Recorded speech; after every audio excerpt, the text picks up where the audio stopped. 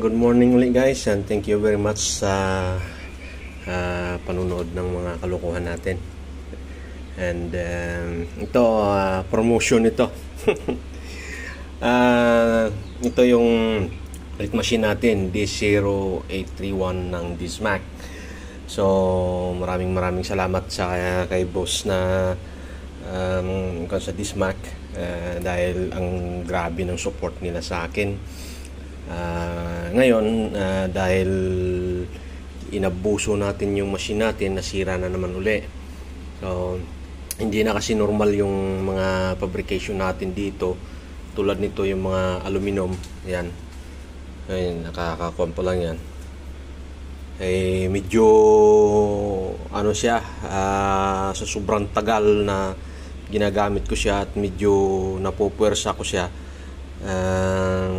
medyo over talaga na paggamit. Pero pasalamat pa rin ako dahil ang tibay, grabe. So ito, binaklas ko to, pumutok na yung fuse na naman. Ay nangyari dito guys, nawala yung display. So nawala yung display, hindi na siya umiikot. Ngayon hindi na siya umiikot, pero nagkukuhan pa rin ang ang main breaker dito. Pag i-off mo, maririnig mo pa rin yung main breaker na lumaligitik. So ibig sabihin, yung motor, yung board ng motor ang nasira. So ito na, binaklas ko na. Kaya, pero totoo guys, grabe. Ito yung dati na board na in-order ko. Kasi in-order ko talaga to dahil wala pa akong time na i-repair yon. Dahil ako, nagre-repair talaga ako So nire-repair ko to yung board. Kita niyo yan, wasak yan, pero ni-repair natin yan. So ngayon, ito na naman, bali dalawang MOSFET na naman yung sinira niya. Ito, pakita ko sa inyo guys. Okay, yan, pwede. So ito, lahat ito support ng Dismac, talagang grabe. Pasalamat ako doon. Sa ano nila, sa mekaniko nila, kay Gerald, napakabait mekaniko. Sorry, doon sa machinist nila na support din. So ayan, hindi ko makita. Ayan, kita nyo zero. Yung zero rin. So short na yung MOSFET natin. Ayan. So ito, may bago tayo dito. Sasalpak ko. So ito yung paa niya.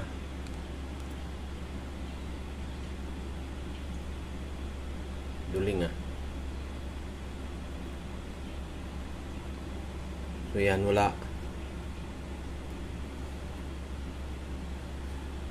rin. Okay, palitin. Dismac talaga guys, grabe lupit. Grabe yung support. Yan, kita nyo, may 0.3639. So ayan.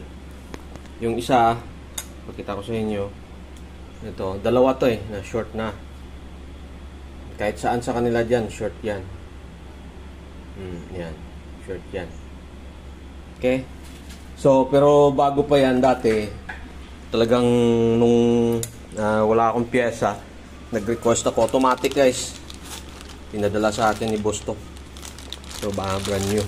Hanggang ngayon hindi ko pa rin nagamit kasi ni-repair ko yung, hindi, ginamit ko pala ito. Tapos nung dumating yung pyesa ko, ito, ayan, dumating to. Ang dami na tingnan nyo. Ano yan over talaga na paggamit. Hindi normal yung gamit ko kasi. Kaya the best talaga. Dismac, hands up ako sa inyo, the best. So ito lang yung nasisira. Kung alam nyo naman mag-repair, walang problema. Pero send lang kayo ng message doon sa support niya sa Dismac. Talagang papadalhan kayo ng pyesa, walang problema. Kasi kung ako naman kasi, kung ako may-ari ng machine, bakit ako magre-repair? Meron naman tayong bago. So kung may problema kayo, diretso na kayo doon sa Dismac.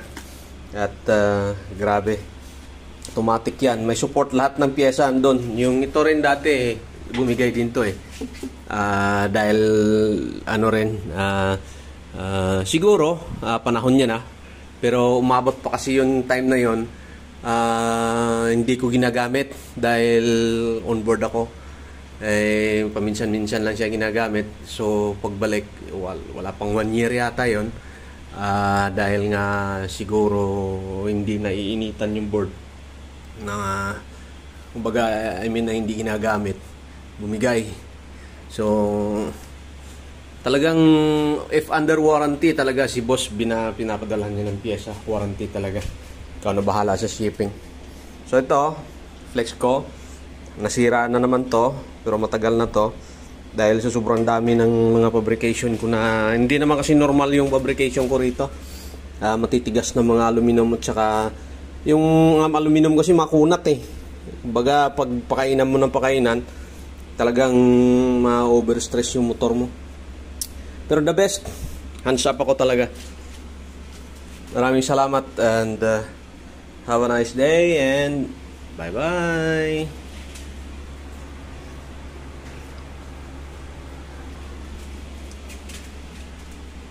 Dismac lang ang malakas. So yan guys, after na ni-repair natin, yan, auto testing tayo. Yan, kung gagana nga talaga. So nakabit na natin yan. Yan yung bago. Tapos yung mga sira niyang transistor, MOSFET. So yan. So testing muna yan. So ayan, lumagitik yung brake. Ayan. So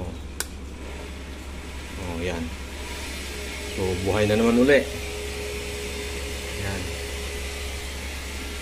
So yan lang guys. So yun kasi pag wala na yung motor, hindi na iilaw yan, patay na yan. Ayan. Tsaka yung green na light, hindi kasi makikita yung mga lights eh, dahil nakaano ako. So yun lang guys. Malakasan talaga yung Dismac, napakadali. Pag nag-request ka, automatic yung pyesa, yan, darating at napakabilis. So ayan, fix na naman natin uli. Balik na naman uli sa bakbakan. So thank you very much, Sir Peter Midel. Maraming salamat sa support. And si kay Gerald din, kahit na gabi na talagang pag nagtanong ka talagang sasagutin ka nila.